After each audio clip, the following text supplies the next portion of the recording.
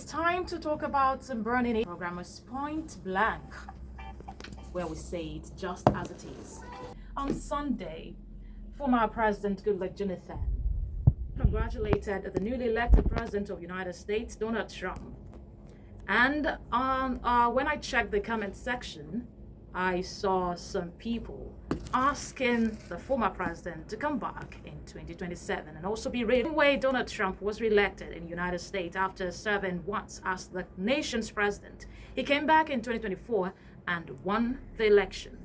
I have a guest with me in the house. I call him DOKITA Olamide. Well, that's his nickname anyways. I hope I got it right. Good afternoon to you. Thanks for coming. Good afternoon. Good afternoon to Nigerians. Good afternoon to the whole world. And Ogunleke Samuel Ogunleke Samuel Olamide.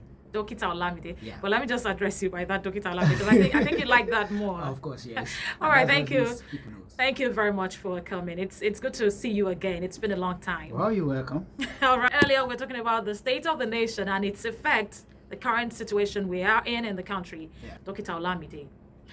If you were to look back at the administration of former President Goodluck Jonathan, would you want to have him back in 2027? Do you think the people who are trying to bring him back in 2027 are on the right track? Is it a choice? Is it a good choice? I don't want to use a better or best choice. Is it a good choice for Nigerians? Well, obviously, as I will always say, that everything I'll be saying here is my opinion. Not Fresh FM's opinion, and it has nothing to do with Fresh FM or whosoever I am.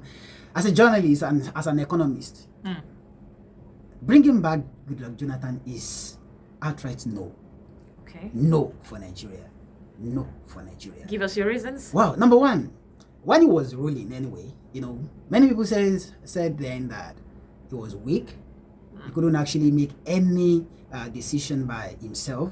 And at the same time, people that ruled with him, people were like, okay, the set of people that ruled with him, the ministers and others, were also very, very weak because all they know is just to fill their belly.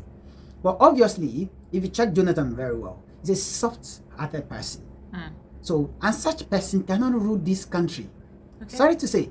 I know many people will be like, are you calling or referring to us as this or as that? But believe me sincerely, Nigeria is so tough that we cannot have a soft-hearted person on that throne, and we expect better. In 2011, when he was actually talking about fuel subsidy removal, Tinubu, the current president, and others were part of those that led protests then. But obviously, he could have actually removed the subsidy then. That will suffer, we are going to suffer less compared to what we are actually suffering now. Okay.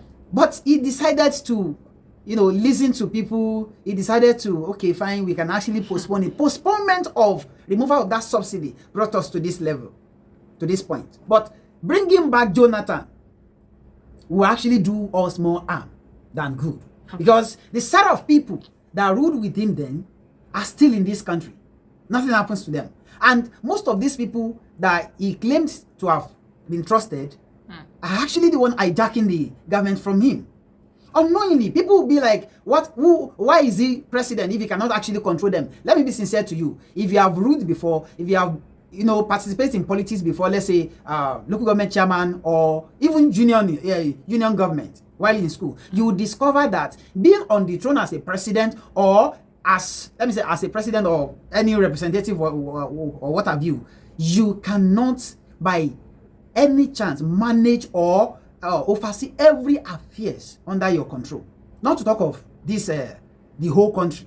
Are you getting what I'm saying? So all you need to do is to make sure that, okay, you are putting the right people in power. Okay. But in the case of Jonathan, many people that ruled with him, many people that were his ministers, were given to him, were being selected by outsiders. So if you look at that administration, yes, it's good. Yes, it's kind-hearted. But Nigeria do not need a soft-hearted person like Jonathan. All right, thank you for that. Now let's put a call across to our second guest, Mr. Mojid Ani Mashau.